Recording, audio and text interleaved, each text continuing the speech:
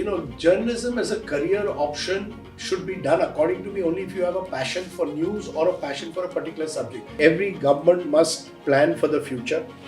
I think it's great to have a plan for the future. The challenge I have is, where is your execution? Because I believe you will never be a developed nation until you focus on education and health. These are the two critical areas, especially education. I want to see many more Ramagyas. I want to see many more quality schools in this country, quality colleges. See, we have a lot of information around us in terms of so many channels. Do you know India has almost 424/7 news channels? Yes. But there's so much of noise, very little news. Social media is obviously a big disruptor. And there are no filters in social media. You can say what you want on social media. There are no checks. We recently saw that. Yeah. Disinformation, misinformation is spread, and in real time on WhatsApp. You can send any WhatsApp video. Is it fake? Is it real? We are in a post-truth world. So the challenge for traditional media is to be the fact checker. Hello and welcome to After the Bell, the podcast where conversations go straight from the headlines into the hearts of our people.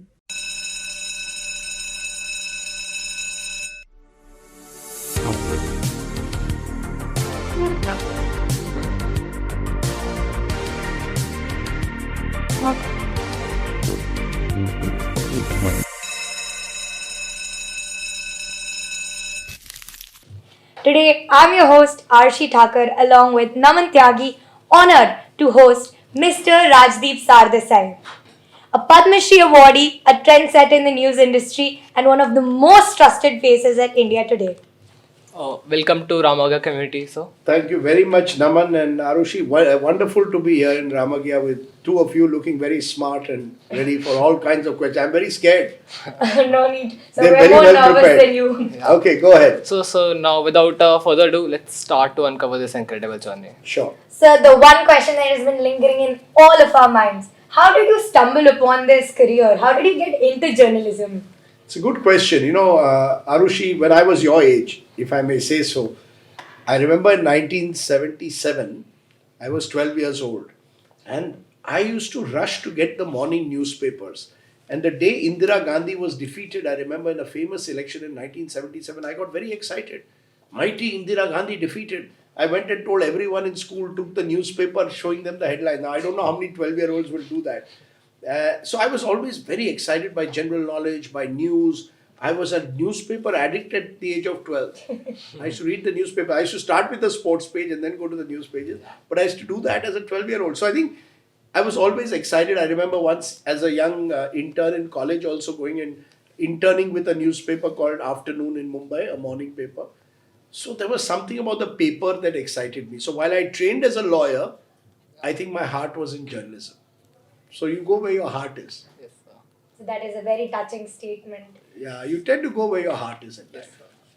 So youth is regarded as the future of a nation, but journalism as an option, as a career option, is very neglected. So what has the impact of this? Journalism as a career option should be done, according to me, only if you have a passion for news or a passion for a particular subject. Yeah. For example, if you're interested in environment, one of the future areas of this world is climate change. Yes, sir. So, you could start a climate change website with technology. Today, technology gives you many more opportunities than we had. So, don't look at journalism as a 9-to-5 bank-like career or a management career. But if you're excited about a particular field and want to communicate to the world about it, you can be in the wider field of communications. Yes, sir. And use communications to write about climate change, write about science and technology, education. So I think you must have that passion for a particular subject as a starting point for a career in journalism and communications. Take notes, future journalists. So, what is the biggest challenge that you faced and how did you exactly overcome it? That's a good question. I don't know what's the biggest challenge. I think, in 2014, I had set up CNN IBN in 2005. And when the company was eventually taken over by the Ambanis, I found myself suddenly out of a job or out of a company that you had set up. And I don't think it was easy for me to deal with it. So I thought, how do I take my mind off it? So I wrote a book. So I think that was the challenge that I had. How do I look at life now, the next phase? I had just turned 50. How do I look at the next phase of life? I discovered the joy of writing a book. So always try and discover something new when faced with a challenge. So talking about phases, what are your views on the government plan for making India a developed nation by 2047? I think it's a great plan. Every government must plan for the future. I think it's great to have a plan for the future. The challenge I have is, where is your execution? Because I believe you will never be a developed nation until you focus on education and health. Yes, sir. These are the two critical areas, especially education. I want to see many more Ramagyas. I want to see many more quality schools in this country, quality colleges. Unless you have quality schools and colleges, you will not build a developed India. So development is not just about building roads, big bridges, towers, not just the physical infrastructure. A lot of development is about soft skills, in which education, to my mind, is number one. So India still has a long way to go, and so the challenges, the challenges that we have to overcome, they're still very big. But like you've said before in the author's talk, that India has the aspiration, and being the future generation, so we are very happy to see that somebody from the before the generation before us, they're happy that they have faith in us, because Of course I sometimes do. it's When I was your age, Arushi, I could not speak as confidently as you. I'm telling you, I did not. You all are podcasting. I'm seeing you all have prepared this camera setup. We had one school magazine which I used to write for, but that was Yeah. it. You youngsters have far more confidence, far more exposure to the wider world than we had. You have this, the mobile. This is your weapon. You all are seeing all kinds of things across the world happening in real time. We never had that joy. So, I call you the lucky generation. So talking about evolution, so you witnessed the evolution of media from print to digital. What was the adaptability like? That's a great question. I started off in 1988 on a typewriter. Yeah. You will be amazed that we didn't have a computer in the office when I started off. Times of India, biggest newspaper in the country, no computer. The first computers came 89, 90. And when they came, some of the trade union people in our office said we must go on strike because these computers will take our jobs. So I come from that world to this new digital world, which is disruptive, where everything is in real time. So I think the biggest challenge has been to adapt from the typewriter world, then to the TV world, now to the digital world. And you've got to adapt and embrace change. Change is the only constant in life. So for me, that's been the biggest challenge. I'm not very good with technology. So I go to my children, they teach me, or I go to someone younger than me, they teach me new things. Now I know how to do an Instagram reel also. So that's the new way of doing journalism. So talking about challenges, media is regarded as the fourth pillar of democracy, which brings transparency in functioning of government. But in recent times, the transparency of media itself is very doubtful. So how does it impact the credibility of media? Very good question again, Naman. I think that's a damn good question, because that is a serious problem. You see, we have a lot of information around us in terms of so many channels. Do you know India has almost 424/7 news channels? Yes. But there's so much of noise, very little news. Everybody's shouting at each other. All of which is reducing public trust. You see, media is built on trust. It's not like a cake of soap. One day I may have synthol soap, one day I may have Liril soap. That won't make a difference to my life, right? Yes, sir. But how I consume news, how credible is the news, is very important. And therefore, where we as a media have to rebuild is trust. People have to trust what we are saying. We have to do the stories that matter to you.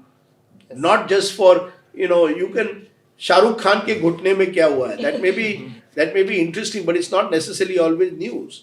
We need to give stories of people affected by farmer suicides, people facing climate change challenges. Those are the real stories of our time. So we need to rebuild trust.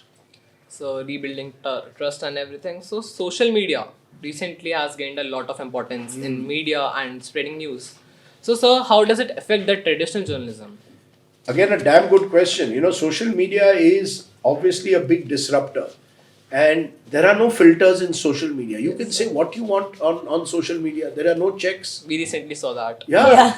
Disinformation, misinformation is spread, and in real time on WhatsApp. You can send any WhatsApp video. Is it fake? Is it real? We are in a post-truth world. So the challenge for traditional media is to be the fact checker. All the more, the responsibility on traditional media is all the more in the age of social media to separate news from noise, truth from fiction. That's the challenge. So moving on to our little segment Oh, that oh, we oh. planned. This is self-made. I made it. So we have a rapid fire round. Okay. So Ye no no follow-up hai, ye question. yes hai. Yes, sir. Okay.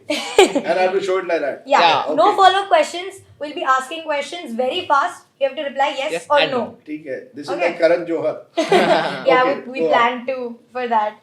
Okay. Starting in 3, 2, 1. Have you ever done a story under pressure? Have I done ever a story under pressure? Yes. Do you follow a strict code of ethics in work? Yes. Do you prefer working alone or working in a team? To a work. In a team. Have you ever changed news channels for money?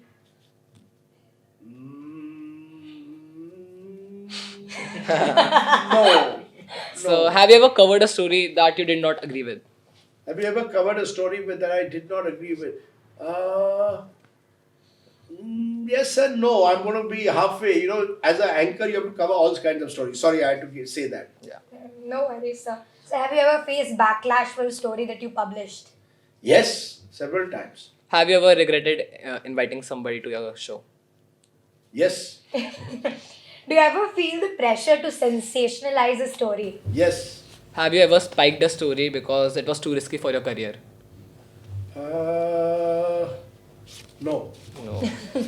So with that, we have Rajdeep Sardesai, the unfiltered version. Thank you so much, sir. We are so happy to have you here. Oh, it's over. I was very. You put me under such pressure. Yeah. I mean, you guys are very, very bright. I just want to say this: Ramagya School is very fortunate that you have such a wonderful environment in which you study.